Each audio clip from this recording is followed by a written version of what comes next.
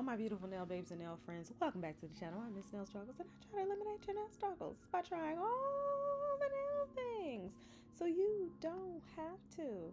So guess what, people? You're going to see me doing another watch me work. And as you see here, what is going on is that I am literally, I already did my sanitation and stuff. Now I'm just trying to get these rhinestones off, baby girl. Yes, I am. So I am using my Erica's T-Rex bit and kind of just making this like little groove around the rhinestone so I can try to go in there and pick these out, because I do use the blah blah blah Express Claws Gem and Charm Gel, and I'm telling you, those suckers, they are not coming off. No ma'am, no sir, they are not. No, they are not. And then I'm using a pair of old nippers. You do not want to use nippers that you use to clip cuticles with, because then they kind of lose their sharpness. But then I'm using these nippers to kind of just dig on in there and make sure I clip these rhinestones out really fast, because you know, hey, we got to get moving here. We've got to get to the next steps, and nobody's got all the time for this. So I'm going back in with my Erica's T-Rex bit and literally just kind of moving around my bit really fast. I do not put this bit on the natural nail. You will see that I do not go on the natural nail at all. I stay definitely on top of the enhancement. Now, one thing I want to show you is that here on this nail, I actually encapsulated this glitter with gel, and if you see the way that it's falling off, that you see that the dust is very, very fine. It is very important for you to wear a mask, people. Protect your lungs. You don't want to have asthma, COPD, or any other issues when you get older, because you're breathing this stuff in. So we're just continuing in and taking our time. I move this bit around a lot because carbide bits can have a tendency to heat up, and I do not want to burn my clients. So that's why there's a lot of back and forth motion and me moving it from side to side a little bit, because I want to make sure that the nail doesn't have the opportunity to heat up. I'm also making sure that, because I'm doing a feel here, is that I'm taking an opportunity to take down some of that bulk, because I need to replace the apex in the right position, because the nail, of course, as you see, has moved after, you know, needing a fill-in for some time. This particular client doesn't come but once every 4 to 6 weeks. She used to come more every 6 weeks. I think we're at 4 here, because I really stress the need for, you know, it's basically a rebalance when it's after 3 weeks. At 3 weeks and less, then it's a fill-in. So I charge a little bit more when you get past 3 weeks. At least I do. Other people, you do what you want to do, but this is how I charge, because it takes so much more work in that. So I'm just going ahead and trying to dust off all of that fine particles of dust that have gotten everywhere. And yes, ma'am, sir, take the opportunity to do that, just so you can see your work. You can kind of see what's going on and get an opportunity to just, you know, move that stuff out of the way.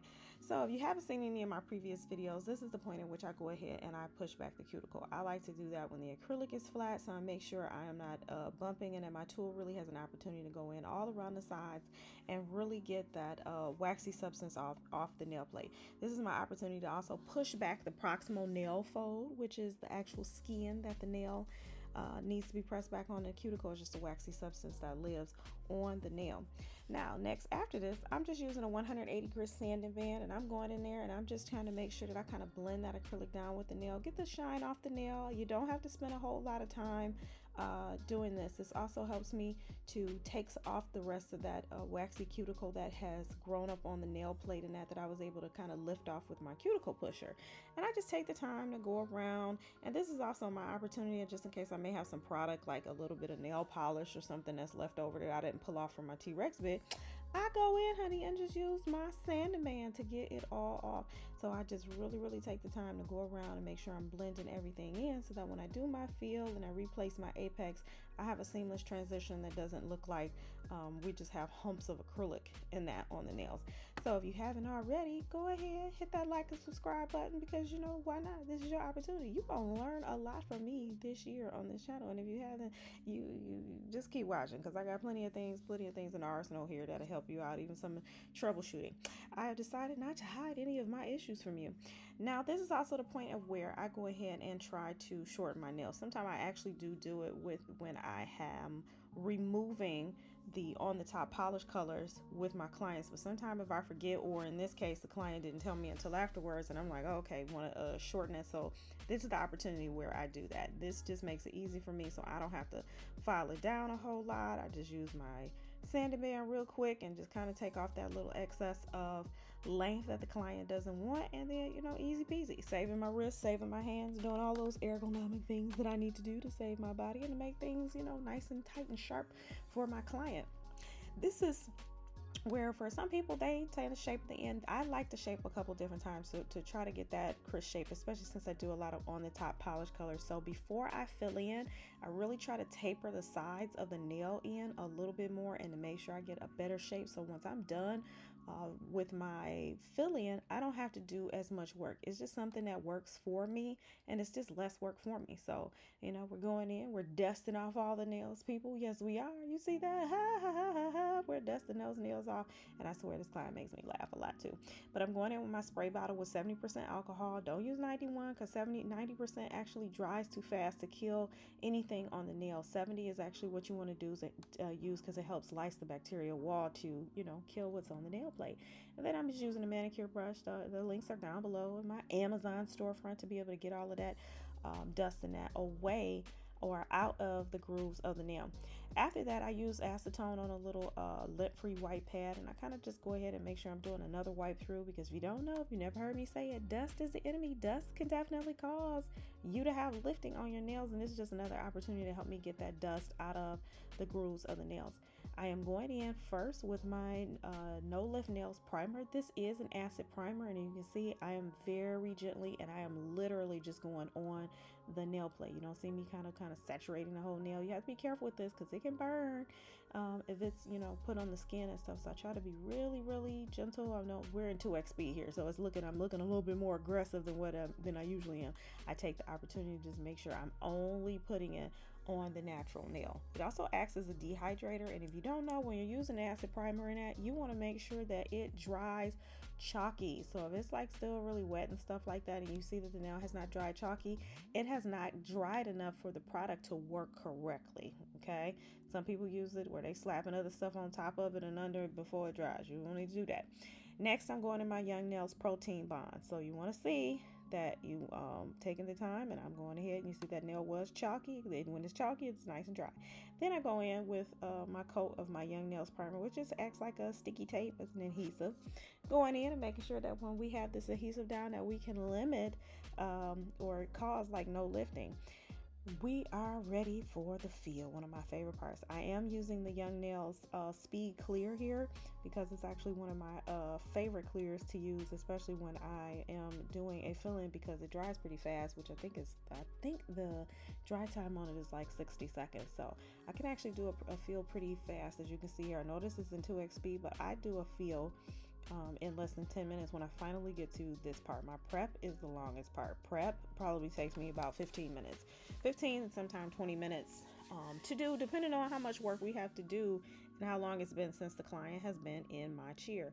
But I absolutely love the Speed Clear for fill-ins. I usually use Speed or Core, but I know here I believe I was using Speed because, it dries fast. Because then once it's dry, honey, I want to come back around and tap, tap, tap to make sure. That's how you know acrylic is ready to be filed. You tap, tap, tap on that boy, and when it makes that clicky sound like that, that means it's gonna be time for you to file. So we're just taking an opportunity that we're doing our feel. We're just making sure we're tapping that acrylic all the way on the sides, all the way over, and that the apex is actually being placed correctly in that as well. One thing that I do want to tell you, make sure you're always wiping your brush so that you're not gunking it up with full of acrylic. You can see that I'm doing a backfill here because I did notice that the edge of the nail was a little bit thin. We needed to add a schmidgy ditchy of thickness to it, because that's just, we want to make sure that the integrity of the nail is all encapsulated and placed in the right areas, and that we're covering what we need to limit any type of breaks or anything like that on your client. So make sure you're just using really good products in that. I'm telling you right now, pick a system and work with that. Now we get to sealing the cuticle.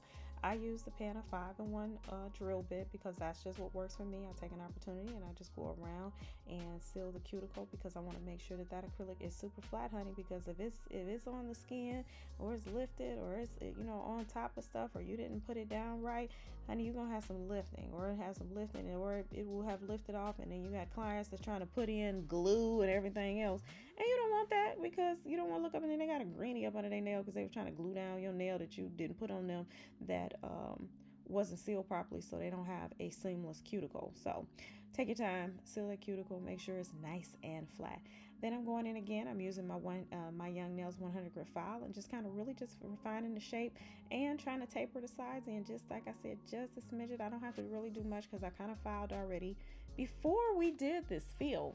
But it's still important for me to go in there and tape it down and make sure we got a good crisp shape before we go in with our polish, because if you don't know, gel polish tends to like thicken up the nail. Now you all can't see this a whole lot, but this is just me turning the nails towards me, which would be the client view, to make sure that the nails in that are shaped and of the right size and shape, and that everything that the client wants when I turn their hand towards me.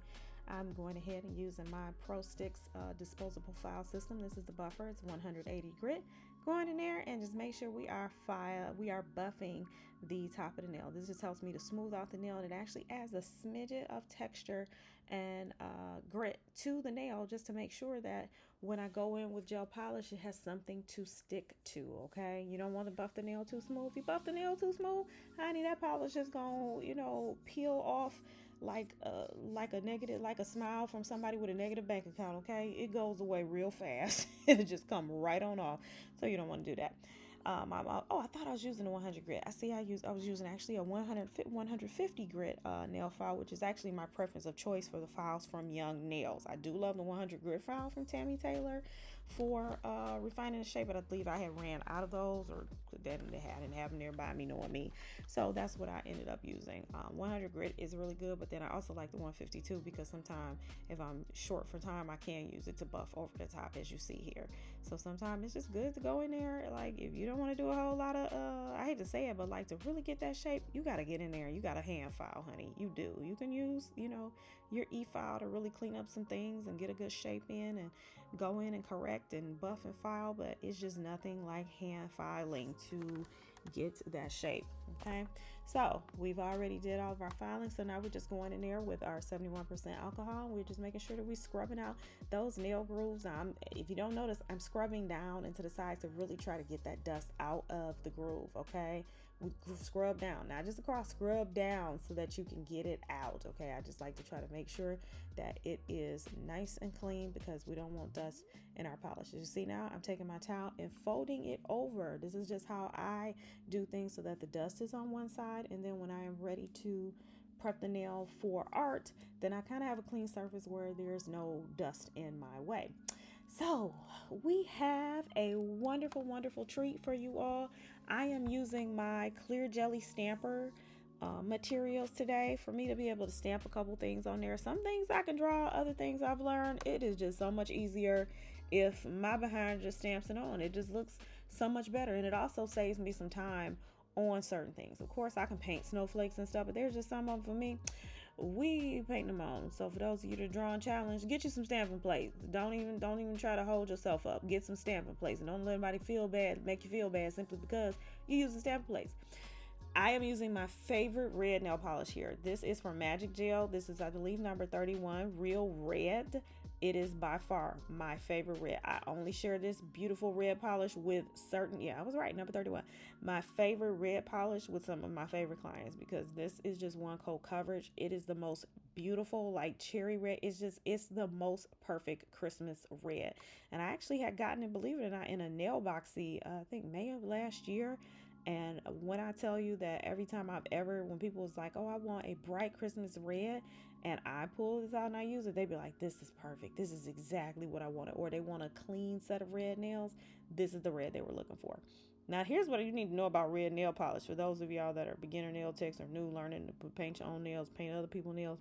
Red, if you have not buffed that nail well, or your foundation is not right, red will show every lump, bump, heel, valley, divot, and pothole in the nail that you have. It will show it all. It's one of the reasons I know, like, I live in Michigan. Part of our state board exam is that we have to do a manicure and with acrylic, and we have to do a regular manicure. We have to put down acrylic nail, and we have to paint with red polish. The reason is because it shows every lump and bump. It shows where you didn't file. It shows everything. So that's why I definitely go in there with that hand file, making sure that I am refining that, shaping that, and that I have smoothed that nail out, but not too smooth where the polish will peel off. It has to still have some grit to it, but just really trying to make sure that I have that nail as smooth as possible so that when I lay down this polish, we are not seeing all the lumps, the bumps, the hills, and the valleys. Okay, we don't need that. Not in this life. We just really don't. Okay, so I'm going ahead and I polish on longer nails. I'm sorry I'm a little bit off camera, but I tend to paint the top of the nail and then make my way down from the free edge part of the nail down to the cuticle. That's just what I have found has worked for me to make sure that I have full coverage and that I have properly polished the nail. There is an art form to polishing the nail. There is an absolute art form. So I've got a video on here on how to polish nails. So for those of you that are learning or think you know how to polish nails, trust me, it really is an art form. And it also helps to get yourself a good cleanup brush. You'll see here that blue brush that's sitting there when you see me cleaning up the sides. That is my IVL number 8 brush, or my number 10. I have both an 8 and a number 10. You can find them on Amazon. I will make sure to link it below in my description box so that you all know exactly what it is that I use. It also has a dotter on the end that you can use to like draw your snowflakes and stuff and that as well, or if you're doing any kind of nail art in that. But you got to have a good cleanup brush. Now here's what I want to show you all is a trick. I just put a little polish on the nail, and I just use one of my Stone art brushes and just really filling in that polish at the cuticle so that it would look like a seamless polish application all the way. Now I'm going to go in with stamping. Stamping for me and for most people is done best on a matte background. For this, I am trying out the Luxa Velveteen matte because I just really wanted to try this. So I am matting out the nails that I am going to stamp on. It's just something about that the stamping polish just works well on a matte background. So just taking the opportunity and getting all my stuff together. Got my place there. I'll link. I can't remember exactly. I showed you all which stamping place I'm used, but anyway, I'll show you. But I'm going to do a chrome nail, and when I'm doing chrome, the top coat, you want to use a no wipe top coat to chrome on top of. This is the iGel Beauty no wipe top coat, but I don't cure it for the full 60 seconds. I only cure it for about 20 so that I can go ahead and wipe the chrome in. Now a trick with chrome, because I have a video on my channel here for that as well with chrome, is that if it doesn't work, you need to wipe the nail off with alcohol and then go in and chrome it. But my nail, I have found, has always just been the best for me to use when I'm chroming a nail. But this is the red mirror chrome that is from Daily Charm. I'm not gonna lie to you, it's expensive. That little bucket of chrome was like $25. I'm not gonna lie, it was expensive. Then people wonder why nails aren't $20 anymore. It's not when the product that you want me to use on your nails is $25. Get over yourself. So I am just using my gel cleaner to kind of clean up the nails. That's what I found that works for me. It's a half and half mixture of acetone and 91% alcohol. It's just what I found to help clean up the nail, helps clean up my brushes, and also clean up polishing that. I'm using my brush just to swipe away some of that excess chrome that may have gotten down in the nail grooves, and just using my cleanup brush to get that all out of there, because I have found if you don't before you top coat, it will look so messy. I mean, so very messy. And because I'm going to stamp on top of this, I need to do another layer of the Luxa Velveteen matte, or your matte of choice. Let me see. The matte top coats that I love right now are the Luxa Velveteen matte and the Medusa Super Matte top coat. Those are the ones that I use. I have also used Coupa, but I haven't used it in a long time. But that is also a good matte top coat if you're looking for one. Now, to get ready for stamping, I am using the Pueen. That's Pueen. I'll hopefully be able to link it for you down below. White stamping polish. I also use the Clear Jelly Stamper white stamping polish, but the Pueen I'm able to get from Walmart is fairly cheap in a kit. That's like $10. That's come with black, white, a stamper, and a stamping plate. I'm just making sure I really mix that polish up. Those are Clear Jelly Stampers. I have tried to use other stampers. This is just what works for me.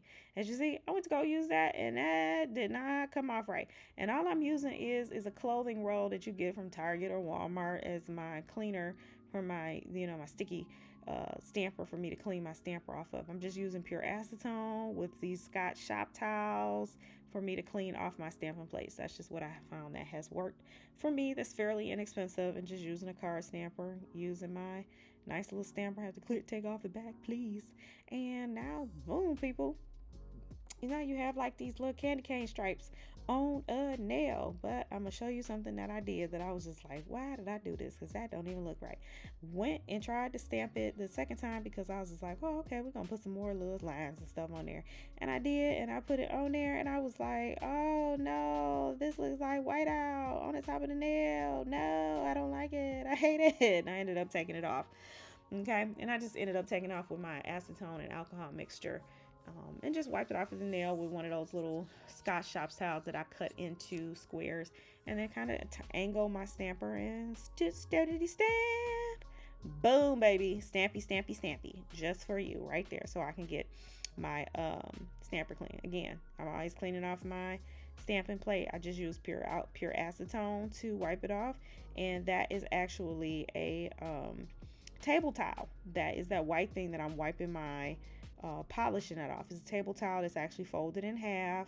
I do reuse them because there's no point in throwing it away when I only got a smidge of polish in the corner. Like, I just fold it up, and because that polish is dry on there. It's, stamping polish really is just like nail polish on steroids because it just has so much the drying additives that's in it, make it dry fast. I am using another clear deli stamper. This is just I think this is called the baby bling, for me to be able to stamp snowflakes. Granted, yes, I can draw some snowflakes, but some of these more difficult snowflakes, honey, I'm not doing all of that. Some stuff I'm slow on, and we didn't have time for that. I literally completed this nail set in, I believe, an hour and 22 minutes because this client had to go. And unfortunately, we had to cut out a few things, but I am using my Young Nails Cuticle Oil and my Young Nails Juices and Berries Lotion, and just kind of giving my client this light little hand massage in that because it's something that my clients actually look forward to. Just ending the service with a little bit of massage and making sure that oil is, hopefully not a bucket of fried chicken on their hands. And making sure, I'm trying. It's looking a little soul glowish on their hands at the moment. Some of y'all know what that means. Hey, let your soul glow. Yeah, soul glow. Well, we don't need that on your. We don't need a bucket of fried chicken on your people's hands. But voila, people, there we go. This is the end. This is what the set of nails look like. Too bad I didn't get a really good shot of the thumb because I made a Swarovski crystal rhinestone of a snowflake on the thumb, and my client was absolutely happy. So there you go, people. We're done. And so I'm gonna sign off with life is too short. Dab more nails. So dope. And we're out.